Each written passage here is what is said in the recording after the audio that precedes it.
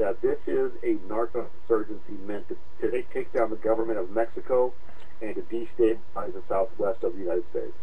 Those are his words, not mine. And he's dead man now. But that's I think his reading is pretty correct. I mean, just look at the problems we're having here in Arizona. This is not a pretty picture down here anymore. Whenever the cartels have so much power that they can kill a man and his entire family, that's a scary thing. You look at what happened last week in Nuevo Laredo, just south of Texas there. They had 9 bodies hanging by the neck of ropes off of a bridge, and they were delivering decapitated heads in ice chests to the government buildings down there. Do you want that in our country? I don't. I don't want it here. It's time for a new policy. This war on drugs thing, this has failed. The only thing the war on drugs does, it keeps prices high and competition out. That's right. So, Mike, now you're launched onto a favorite subject of mine. For 40 years ago, while I was doing time in a Texas prison for marijuana, back when it was a potential life sentence to have a joint in your pocket, I wrote a novel, a science fiction novel about the United States.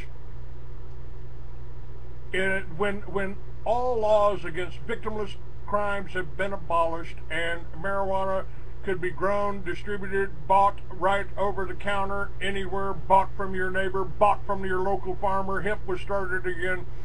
It was science fiction back then. But today, 17 states, you can smoke marijuana without going to prison, like I did. And Ron Paul and Governor Gary Johnson are both advocates of legalization. If you can grow a marijuana plant in your backyard without having to worry about a helicopter come over, you got it running right beside your tomatoes and your lettuce, we don't have any crime. We don't have to run. People have asked me, well, Clay, isn't marijuana a gateway drug? Oh, absolutely. If you got to go to a drug dealer to buy it, well, you can be certain he'll love to sell you some cocaine or meth or heroin. Don't you imagine? Well, let's look at historically here what happened. Marijuana was not always illegal in this country. In fact, we used to grow a lot of hemp just to make rope, and it was the highest quality rope that you could buy. And it became a prescribed substance whenever, I think it was DuPont came out with this new thing called nylon. And nylon was more expensive than growing organic hemp rope, so nylon lobbied the government to get it made illegal. And then you look at other things that happened in this country. I'm going to go back to 1970 when Richard Nixon passed the Drug Enforcement Act of 1970. And that's really when our drug problems went from nothing to really bad. And, it's time to rethink this whole paradigm, because what we're doing now doesn't work. The war on drugs is an unmitigated failure. And if you want a different result, do something different. And I see nothing wrong with taking something like marijuana, which grows, which is a natural substance. And if people are stupid enough to want to smoke it, let them smoke it. I don't care. It doesn't bother me. We fought the same. Believe I will, Mike. I believe I will. Okay, but if you look at alcohol in the crime syndicates that grew up out of alcohol in the 1920s when they experimented with that prohibition. That prohibition didn't work. This one's not going to work. It isn't working. It's a failure. And the tragedy, the cost of human lives is awful. And there's really only three drugs that are truly harmful to human beings, and that's methamphetamine, heroin, and crack cocaine. And if you want to leave those as deadly drugs, let's follow the Singapore model and put a mandatory death sentence on them if anybody's going to be trafficking, dealing, manufacturing, or any way propagating those drugs throughout our country. But everything else, take it off the list, deregulate it, and make it like alcohol. So you have to buy a liquor license to sell it, and you have to be over 21 to buy it. And let's bring some stability and sanity back into this discussion. Well, the hemp itself which was $1 billion crop in the 30s. The communists literally stole it from us, didn't they, Mike? You can get it in China today. 10,000 products you can buy in China, made in China from hemp, but our farmers can't grow it. Isn't that an attack on our whole farm, our food supply too? Well, I don't know about food supply, but it's certainly an attack on our agricultural industry, and it'd be like saying you can't grow cotton because it's a useful fiber. Right. Now,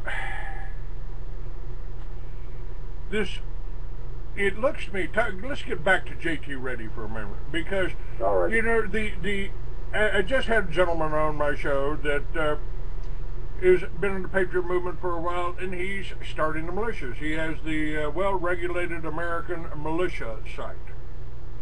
And he, working in Texas, near the border, he started a militia, but he went to the sheriff, and the sheriff, he said, we want to help you. We want to be, we want to join, we want to do this. And got it all approved. This is the emergency backup for your county, you know, and I certainly approve of the way he's handling it, because when I started the militias in New Mexico, I did it in the governor's office.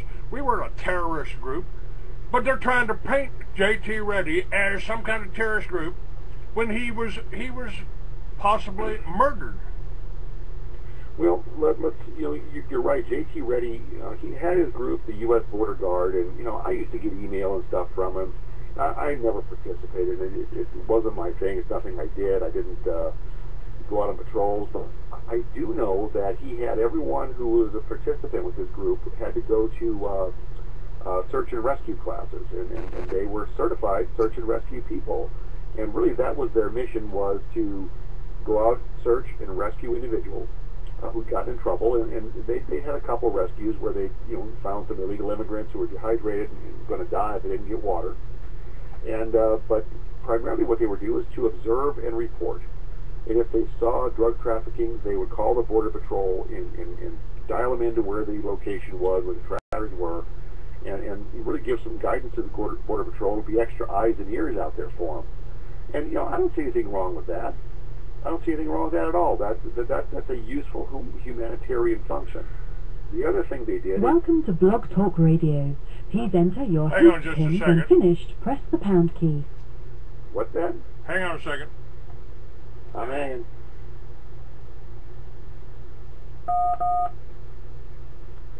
Are we squared away? No, not yet. I'm sorry, but I did not hear you press at least 4 digits of your PIN number.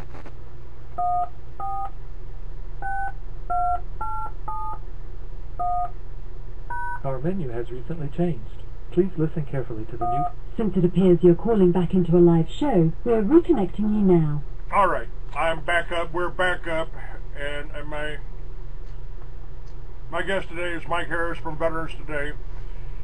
Apologize for the delay there. We were off of Blog Talk Radio for just a moment, Mike. All right, go ahead though. We're back on, and everything's a recording, I believe. Well, I don't know where I was, but I said that I was talking about J.T. Reddy and his group. He put together this U.S. Border Guard that was not really not a militia in the sense, but it was really a search and rescue group.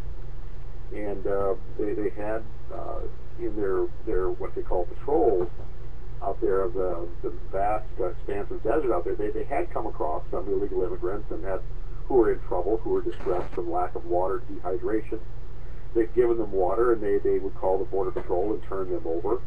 And then whenever they came across groups that were, suspected of drug smuggling, they would alert the Border Patrol to that, and they would give the Border Patrol guidance as to what the location and the vehicles, etc., of the drug smugglers were, and help facilitate the interdiction and arrest of drug traffickers in the country. And that's as far as he took it, as far as I know. I mean, I can't say he was really a militia group, because that was not their stated mission. But they were certified by the state of Arizona.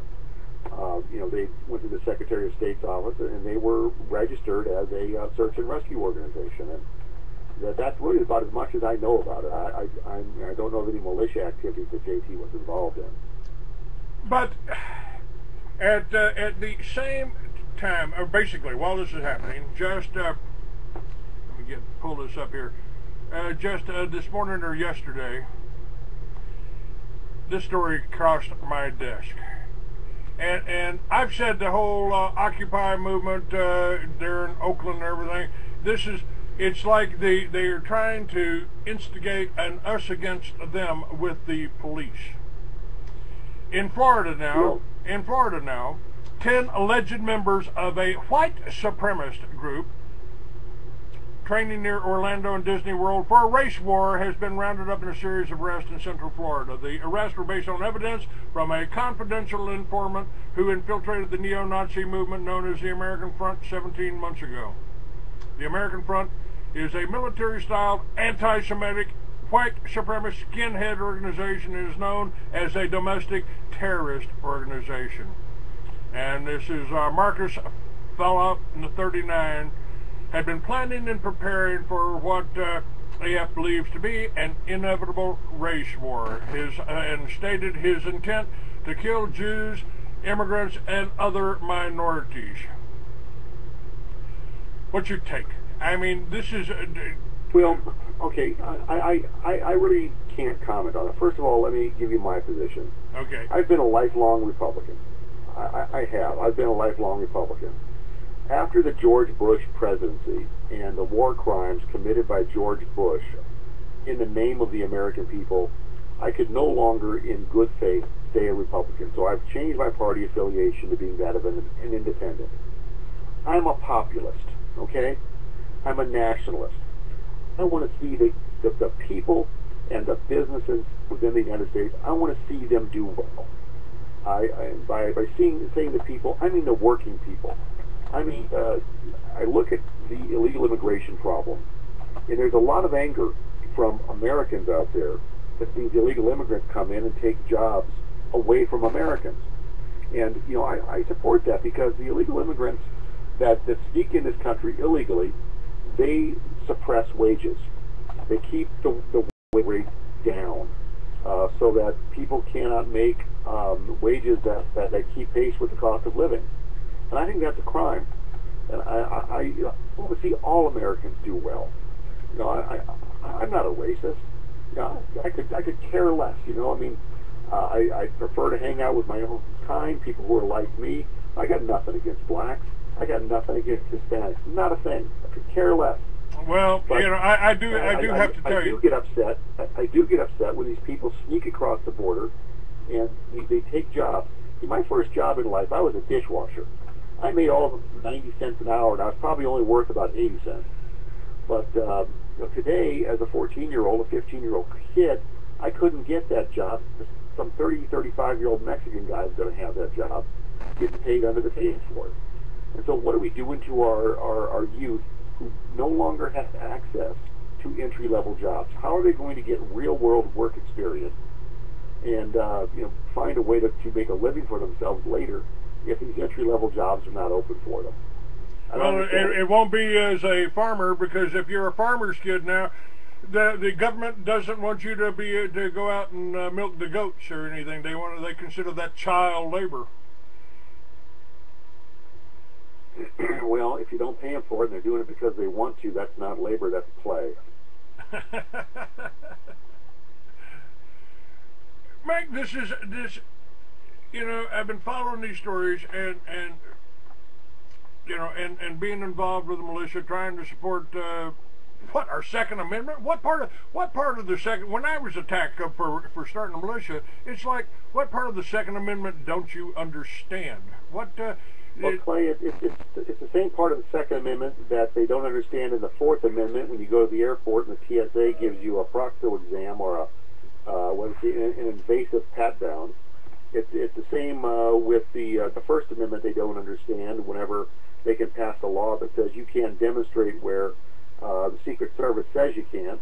It's our Constitution is being put in the shredder, and if we don't exercise our rights, we're going to lose those rights. And those rights were not given to me by the Constitution. They were not given to me by this government. They were given to me by the Creator. And so good luck taking them away, because I still have them. And ain't gonna give them up. Now, Ain't gonna give up. What else? Now we've got some also some information in that there, and this has been in the mainstream press. They're even reporting that the Russian Spetsnaz are coming over here. The Russian troops are coming over here. They're going to take over Denver Airport. They're going to take over some kind of NSA facility. And what is that about? Now people are pretty upset about that. Well, it could be 100,000 Russian troops. Well, guess what? You probably got 100,000 German troops right there in Alamogordo, or at least a few thousand. Well, you know, I talked to Gordon Duff about that, and I know you know Gordon. Yes, sir, I do. Gordon seems to think that's a disinformation story. I don't know if it is or if it isn't, but you know what? The Russian people are so much like us, it's not funny. They're just like us. And you know what the best thing that never happened in my life was? What? We didn't go to war with them. That's right. What happened to the Russian people when the communists went in and killed 60 million white Christians? They were people just like us. And Mike, I'm afraid that's happening here. I mean, I can see the same signs. Well, the prison camps, the gulags, detention centers. They're all there. They're all set up, and now we got the NDAA. Aren't they setting us up for exactly that? Well, that's what I fear, right? And if you read Solzhenitsyn, he refers to a group called the Cheka, which was their secret police, which would be, I guess, the counterpart to our Department of Homeland Security. And the Bolsheviks themselves were Jews from Manhattan, from the Lower East Side of Manhattan. And they went into to Russia. They did a coup. They toppled the Tsarist government, and they went to war with the Russian people. And like you said, killed 60 million innocent men, women, and children for no other reason than they could. Starved 11 million in the Ukraine alone. That's like starving 10 million people in Kansas. Well, let's talk about the Ukraine, because you don't know this, but I'm going to tell you, I've made a number of trips to Ukraine, and I've talked to people there who lived through what was called the Holodomor, which was the campaign of starvation. And the numbers I've got from people who lived through it wasn't 11 million, but was closer between 50 and 20 million. That the 11 million is a sanitized number. And starvation is a horrible, horrible death. And they would kill people. And this is not starving. They would kill people for hoarding food. So if you were a farmer, if you held back grain stock to feed your animals or to feed your family, they would kill you for that. You were not considered a victim of the starvation. And this is what this Zionist, Likud, communist element that is still alive today. And there's literature out there that says communism is Judaism. And I kind of believe that. You know, I see the similarities, and I do not want that to happen to my country. I really don't. Every plank, Mike, on the Communist Manifesto is intact in America today, and I kind of focus on plank number 9, which is corporate farms. Can you say Archer Daniels Midland? Can you say Monsanto? Well, yes, you can. And you look at remember back when Willie Nelson was doing the farm aid things, and yes, how the farmers were overlent to, overextended. They were given a business model that their banks pushed them into that wasn't a valid model. It was a model to fail. And so many family farms were lost to where independent producers could not survive, and those farms were bought up for pennies on the dollar by agribusiness, by the big corporate agribusiness. And let's apply that to Mexico too, because that's something I wrote about in an article in Veterans Today about our failed foreign policy with Mexico. The whole NAFTA thing. You know, what NAFTA did is it allowed U.S.-based agribusiness to go into Mexico and take over huge swaths of land and push all those Mexicans who've been farming that land for 15, 20 generations pushed them off of their traditional family farms, pushed them into these huge poverty-stricken cities with no jobs and no outlook. And NAFTA is really one of the big contributors to why we have the illegal alien problem in this country today, because they were starving in their own country, so they came up here. Let's see, what was that? A giant sucking sound? You know, basically they've done this to destabilize two countries. Well, they did the same thing with the Civil War, didn't they? Divide and conquer. Well, I'm not here to talk about the cause of the Civil War, or as those in the South would say, the War of Northern Aggression. Yes. But you know, what I do know is that we've offshored 50,000 U.S. factories. 28 million U.S. jobs have gone overseas, to China primarily. They were wrong about Mexico. It was China. And we're not going to get those jobs back, but there is a way. There's a way to level the playing field. And there's good news and bad news in this, Clay. I would like to hear some of the good news. Okay, well, the good news is we can turn this thing around. We can turn it on a dime. And we can do the only constitutional aspect of raising money and funds for the government to run is through tariffs. Yes. That's how the government is supposed to be funded according to the Constitution, not through income tax. Right. So let's resort to a constitutional approach on this, and let's put out a import tariff of anything that's not manufactured in the USA has to pay a 45% tariff at the front door, at the port of entry. And I don't care if it's made by General Electric. I don't care if it's made by Apple Computer. I don't care if it's made by Hyundai or Honda Cars. I don't care. If it's not made in the USA, the manufacturer is going to have to pay 45% of the cost of goods sold to get it into our country to sell it to Americans.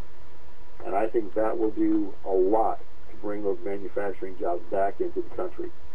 Now let me tell you what's going on here, so that's something else your listeners may or may not be aware of.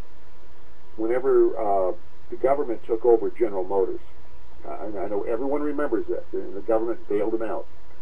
One of the conditions to getting the bailout is General Motors was required to close 13 U.S.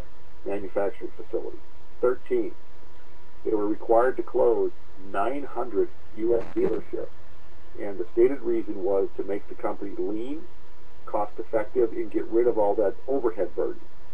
Okay, the bailout comes in, General Motors is bailed out. Just this last week on CNN Money, it was announced that General Motors is opening 15 brand new state-of-the-art manufacturing facilities in China.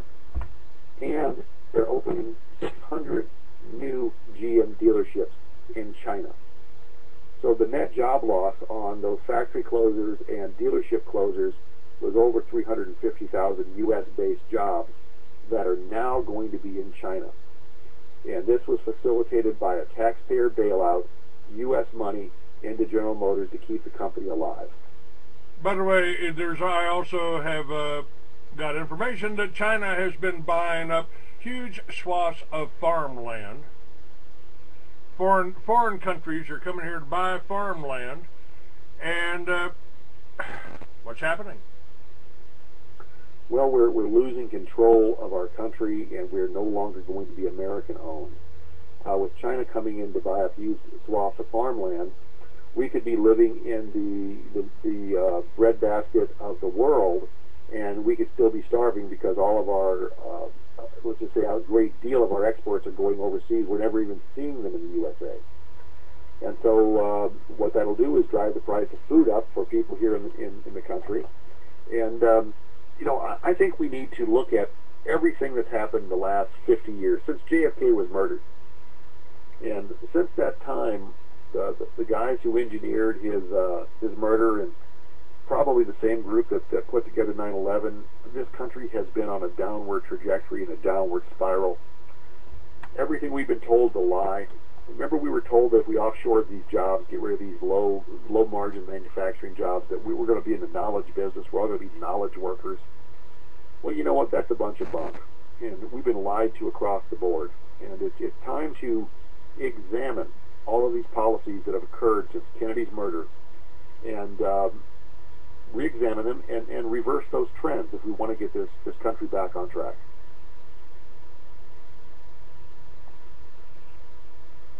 Well, you know, I've talked about, let's talk a little bit about the energy. We're controlled by gas, by fuel, by our power plants, and now it turns out all those power plants we built, like along the New Madrid fault line, the same thing could happen to us that's happened to China, and that's poisoned us too. Are these accidents? Are these just accidents? No, Clay, you misspoke. You don't mean China. You mean Japan. Japan. I'm sorry. Yes, sir. I'm sorry. Okay. Yes, Japan. What happened in Japan? Was that is all this accidents or the spill in the Gulf? I think that was an attack on our food supply. Was that just? Is this just accidents? And the whole nuclear energy thing. We built how many plants? Over a dozen plants along the New Madrid fault line, and FEMA's warning that the New Madrid fault line could go along, and we'll need 400,000 well-armed, well-trained, organized, disciplined troops to control the American people if something like that happens. Well, I can't comment on that. That's you know, I've not done the research and homework on that. However, there's more good news here. Okay. There's a company called Lawrenceville Plasma Physics, located in Lawrenceville, Massachusetts, who has made the physics breakthrough of the century. And that they've perfected a methodology of producing not fusion physics, but fission physics, which is really what powers the stars. They control it in a very tightly controlled magnetic bottle. And the side effect of this is it produces virtually unlimited electrical power.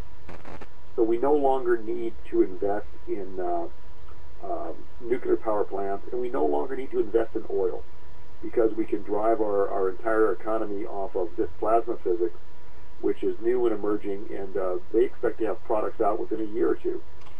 What about magnetics? I've been told that it's against national security to produce a magnetic generator, and they have produced them in China. I'm sorry, in Australia.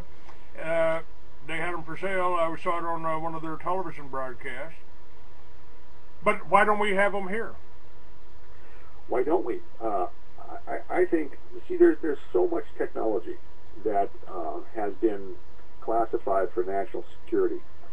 And it isn't national security, it's really economic security, because just imagine for a moment that the entire oil industry would collapse because no one needs it anymore, no one needs to buy it anymore, and that the only thing oil is good for is a lubricant.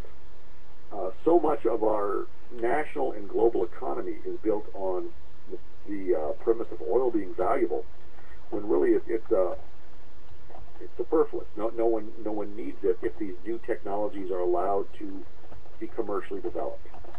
And so what they do to avoid commercial development of any threat to the oil industry is they classify it and take the research and you know, they disappear it down that rabbit hole, and you never see it again. And so you know, until the stranglehold of oil, big oil, is on our economy is broken, we're going to be stuck in this thing. And you know, there's no reason that oil should be you know, $4 a gallon right now. I mean, gasoline should be, you know, $1.59. And if you want to jumpstart the economy, get gasoline prices down to $1.59 a gallon again, our economy will get better pretty quick. According to Lindsey Williams, the IMF is making all the money off all the oil deals all over the world. Well, just for imagine the pandemonium, the shock, if you will, if somebody, you know, has an unlimited energy supply that doesn't need oil, and that's what this plasma physics breakthrough of the Lawrenceville